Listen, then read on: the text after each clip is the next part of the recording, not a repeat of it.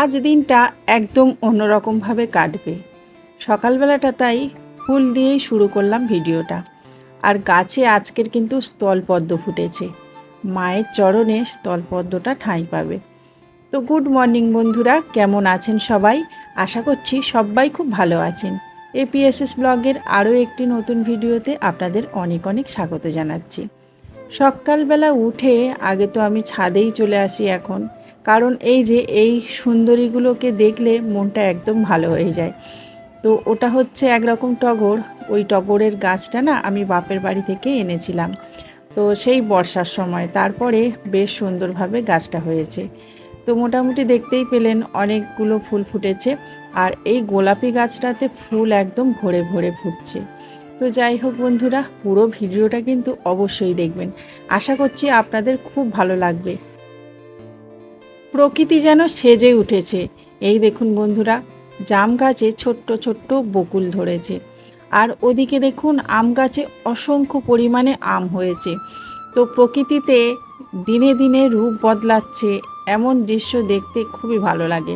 আর এই যে আমাদের কৃষ্ণচূড়া সুন্দরীগুলো দেখুন, সবে ফোটা শুরু করেছে। যখন একদম গাছ ভর্তি হয়ে ফুল ফুটবে, না জানি তখন কত ভালো লাগবে। এখন অনেকটা কিন্তু বেলা হয়ে গেছে, চলুন সকাল সকাল তাড়াতাড়ি করে কাজে হাত দেওয়া যাক। এখন সকালের রুটিনটা অনেকটাই চেঞ্জ হয়ে গেছে। মা আসার পর থেকে সকালবেলা আগে বাসি কাজ করি না।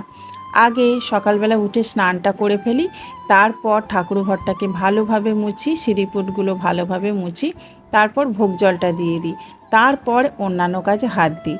আর আমি বাসি কাজটা বেশিরভাগ সময় রাতেই সেরে রাখি, সেই জন্য সকালে উঠে একটু জল ছড়া দিলেই ব্যাস হয়ে যায়। তো যাই হোক, এই যে দেখুন সকালবেলা উঠে স্নানটা করেছিলাম, তো পুজোটা দেব। তো ভাবলাম যে এই গাছগুলোকে সকাল সকাল স্নান করিয়ে দিই। এখন না এত রোদ্দুর পড়ছে না, সেই গরমে এই ইনডোর প্ল্যান্টগুলো একদম নষ্ট হয়ে যাচ্ছে। তো আজকের এই গাছগুলোকে ভালোভাবে স্নান করিয়ে দিলাম। আর টবে যেটুকু জল আছে অবশিষ্ট সেটুকু ঝরে গেলে তারপর আমি ভাবছি যে সিঁড়িপটে ভালোভাবে সাজিয়ে রাখবো। এই গাছগুলো সিঁড়িপটে রাখলে না ভীষণ ভালো লাগে। তবে ওই যে কাজ হচ্ছিল, ধুলো পড়ছিল, সেই জন্য একটু বাইরের দিকে রেখেছিলাম। আর তাছাড়া এদেরও একটু সূর্য স্নান দরকার আছে, তো সেই জন্য এদেরকে একটু বাইরের দিকে রেখেছিলাম। তো আজকের ভালোভাবে স্নানটা করিয়ে দিলাম এদের। তো চলুন এখন এগুলোকে ভালোভাবে সুন্দরভাবে গুছিয়ে রাখা যাক। তো দেখছি কয়েকটা পাতা আর কি শুকনো শুকনো হয়ে গেছে, তো ভাবলাম যে এই শুকনো শুকনো পাতাগুলো কেমন লাগছে, তো ওগুলোকে একটু কেটে ছেটে সুন্দর করে নেওয়া যাক। তো তারপর ওই শুকনো পাতাগুলোকে একটু ফেলে দিলাম কেটে। তারপরে এই যে দেখুন এখন সিঁড়িপটে রাখছি। আর মাঝে মধ্যে এই সিঁড়িতে রাখলে একটু জল দিতে হয় গাছে, কিন্তু না এই টবের নিচ থেকে জলগুলো গড়িয়ে গড়িয়ে একদম ওই সাদা টাইলসের উপর পড়ে। তো তার জন্য আবার দাগ হয়ে যায়, সেই জন্য আমি একটা বুদ্ধি করেছি। ওই যে দেখুন নিচে একটা ছোট্ট ছোট্ট ওই কন্টেনারের ঢাকনা, যেগুলো মুখ বলে আর কি, তো সেগুলো দিয়ে দিয়েছি, যাতে সামান্য একটু জল পড়লে ওর মধ্যেই রয়ে যায়। আর তাহলে ময়লা বা এই কালো কালো দাগ এগুলো আর থাকবে না। সাজানো হয়ে গেছে, আর দেখুন কতটা সুন্দর লাগছে সিঁড়িপটটা।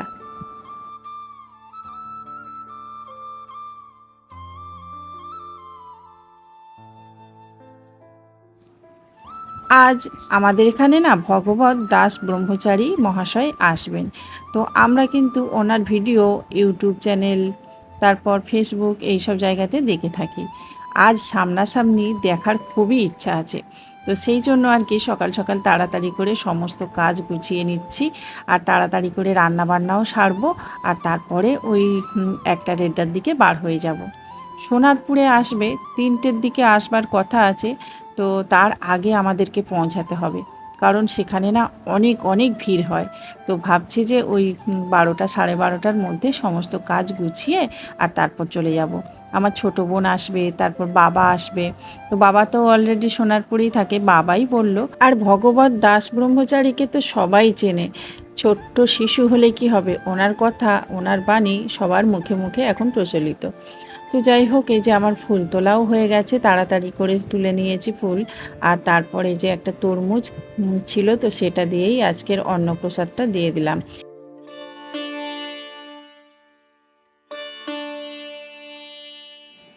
মায়ের চরণে স্থলপদ্মটা না দিলে ভালো লাগে না বলুন। জবা, স্থলপদ্ম, তারপর পদ্ম, এই সবগুলো মায়ের খুবই পছন্দ। তো সেই জন্য কিন্তু আমার ছাদ বাগানে পদ্ম গাছও চাষ করেছি। তবে এখন অবশ্য পদ্ম গাছে ফুল ফোটেনি। যেদিন ফুল ফুটবে অবশ্যই আপনাদের সাথে শেয়ার করব, আর মায়ের চরণে অবশ্যই দেব। তো যাই হোক, পুজো পাঠ আমার হয়ে গেছে, এখন তাড়াতাড়ি করে রান্না চাপিয়ে দিলাম। তো আজকে না বেশি কিছু রান্না করব না। আর কি বলুন তো বন্ধুরা, গরমের সময় তো বেশি কিছু খেতেও পারা যাচ্ছে না।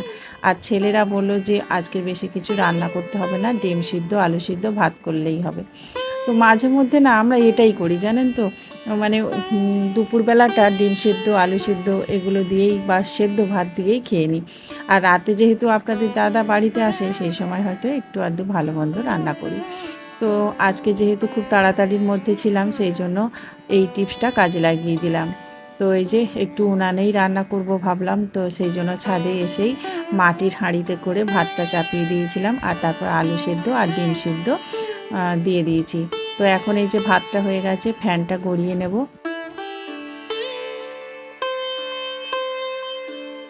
তাড়াহুড়োর মধ্যে ভাতগুলো খেয়ে নিয়ে তাড়াতাড়ি করে রেডি হয়ে আর বার হয়ে পড়েছি। কারণ না অনেকটা দেরি হয়ে গেছে, স্নান করেছি সেই সকালে, কিন্তু তাও মানে উনানে রান্না করার পর না মনে হচ্ছিল একটু স্নান করি, তো আবার ওই যে স্নান করলাম, সেই জন্য অনেকটা দেরি হয়ে গেছিলো। তো এখন এই যে বার হয়েছি, আর তারপরে ওই যে সোনারপুরে পৌঁছে গেছি, আর এই দেখুন আমার বোনও চলে এসেছে, আর অলরেডি বাবাও চলে এসেছে। আর দেখতেই পাচ্ছেন বন্ধুরা, এখন মানুষ কত মানে চলে এসেছে। তো এখন কিন্তু অনেকটা দেরি আছে, তাও দেখুন দলে দলে সমস্ত মানুষরা আসছে। কারণ কি বলুন তো, প্রচুর ভিড় হবে, সবাই চায় একটু সামনে বসে বা কাছাকাছি বসে আর কি দেখতে। তো সেই জন্যই আর কি সবাই আগে থেকে চলে আসছে সিট মানে ধরার জন্য। আর এই দেখুন বন্ধুরা, সামনেই একটা বড় আর কি ব্যানার দিয়েছিল, ভীষণ ভালো লাগছিল। কেন বলুন তো, যাদেরকে দেখবেন সবসময়ের জন্য টিভির পর্দায় বা ফেসবুক, ইউটিউবে দেখি, তাদেরকে যদি সামনাসামনি দেখি খুবই ভালো লাগে। আর তাছাড়া ভগবত দাস তো একদম খুদে একজন ভক্ত, তো ওনাকে সবাই ভালোবাসে, সারা পৃথিবীর লোকই ভালোবাসে। আর ওনার বাণীও ভীষণ প্রচলিত হয়ে গেছে, আমাদের মুখে মুখে কিন্তু ওনার বাণী ছড়িয়ে পড়ে। তো দেখুন এখন থেকে আর কি কতটা ভক্ত এসে মানে বসে গেছে। তো আমরা অনেক আগে এসেছি, তাও দেখুন সামনের দিকে সিট পাইনি। তো ওই মাঝামাঝির দিকটাতে আমরা বসলাম। আর এমন জায়গায় বসলাম বন্ধুরা, কি বলবো, খুব একটা ভালো জায়গায় বসিনি। তো তারপরে আবার ওই যখন ভগবত মহাশয় এসেছিলেন, তখন সবাই উঠে দাঁড়িয়েছিল আর উলুধ্বনি, শঙ্খধ্বনি এসব দিচ্ছিল। তখন অবশ্য একটু সামনের দিকে বসেছিলাম গিয়ে, আর তারপরে মোটামুটি দেখতে পাচ্ছিলাম। আর এই দেখুন বন্ধুরা, এখন থেকে এত জনসংখ্যা এসেছে কি বলবো। এখন কিন্তু মোটামুটি 1-1.5 ঘন্টা বাকি আছে ভগবত দাস ব্রহ্মচারীর মহাশয়ের আসার। তো আগে থেকেই দেখুন কত মানুষজন এসেছে। আর এই যে দেখুন আমি, আমার বোন, আমার বাবা সবাই একসাথেই বসেছি। আর তারপরে কিছুক্ষণ পরে এই যে মানে বালক ব্রহ্মচারী এসে গেছেন, তো ওনাকে আবার কাঁধের উপর চড়িয়ে আনা হচ্ছিল, আর প্রচুর উলুধ্বনি হচ্ছিল। মানে জায়গাটা একদম অন্যরকম লাগছিল, উলুধ্বনি আর শঙ্খধ্বনিতে ভরে গেছিলো।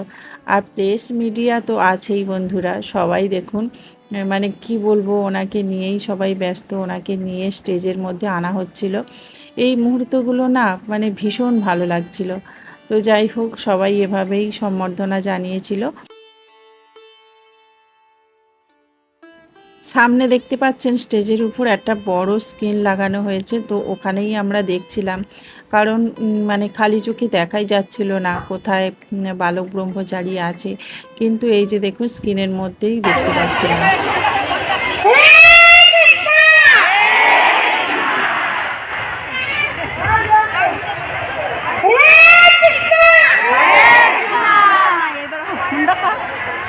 सब अपने हाथ खड़े कर लीजिए।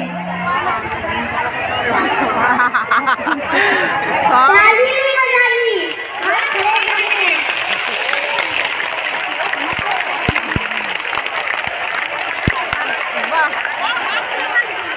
কি ভালো দেখ। সবাই ওনার মুখে হরে কৃষ্ণ গান, তারপর রাধা রাধা গান, অনেক বাণী এখানে বলেছিলেন। তো সবাই মিলে আর কি শোনা হচ্ছিল। আর দেখুন এইভাবে করে ওই ড্রোন ক্যামেরাটা ঘুরে ঘুরে ফটো তুলছিল। তো সেই জন্য আপনাদের সাথে একটু ক্যাপচার করে নিলাম।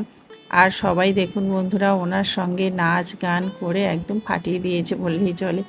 ভীষণ সুন্দর কিন্তু অনুষ্ঠান চলেছে। 3-4 ঘন্টা যে কিভাবে কেটে গেছে তো আপনাদেরকে বলে বোঝাতে পারবো না।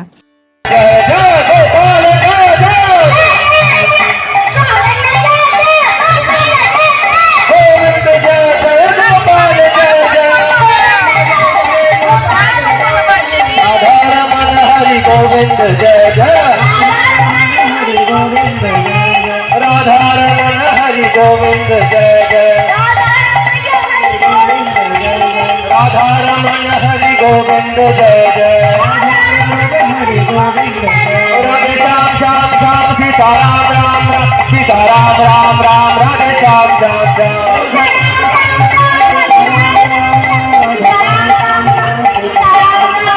राधे श्याम श्याम श्याम सीताराम राम राम सीताराम राम राम राधे श्याम श्याम श्याम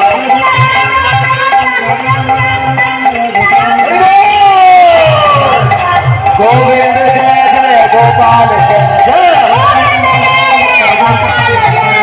गोविंद जय जय गोपाल जय जय गोविंद जय जय गोपाल जय जय गोविंद जय जय गोपाल जय जय